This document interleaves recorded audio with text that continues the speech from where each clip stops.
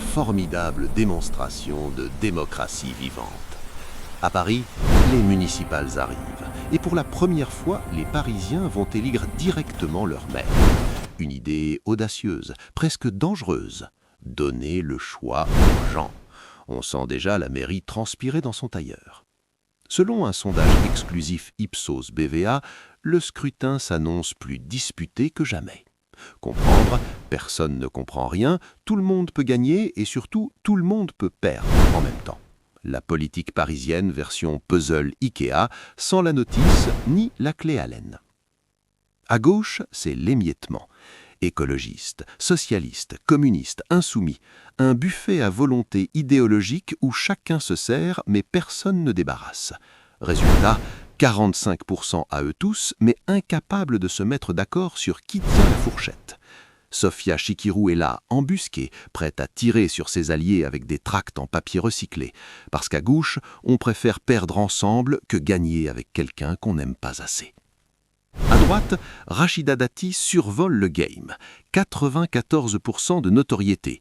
À Paris, même les pigeons la connaissent. Elle n'est pas encore officiellement candidate, mais elle est partout. Télé, radio, journaux. Un peu comme la poussière, mais en plus clivante. Alors oui, elle a un petit procès pour corruption et trafic d'influence qui l'attend après les élections, mais franchement, à ce stade, c'est presque un accessoire de campagne. Un badge authenticité politique. Derrière, le centre. Pierre-Yves Bournazel. Il fait campagne depuis des années, mais seulement 47% des Parisiens savent qui c'est. À Paris, c'est moins connu qu'un kebab ouvert après minuit.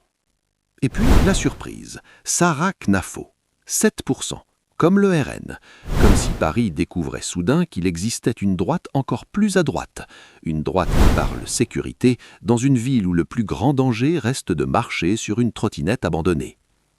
Résultat possible, une quadrangulaire, voire une pentagonale, voire un conseil municipal sans majorité, comme l'Assemblée nationale, mais avec plus de pistes cyclables et moins d'excuses. Les vrais enjeux, eux, restent les mêmes. La propreté. 71% d'insatisfaits.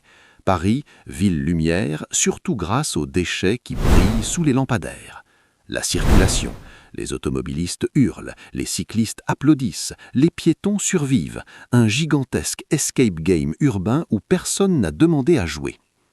Bref, Paris s'apprête à choisir son maire comme on choisit une série sur une plateforme.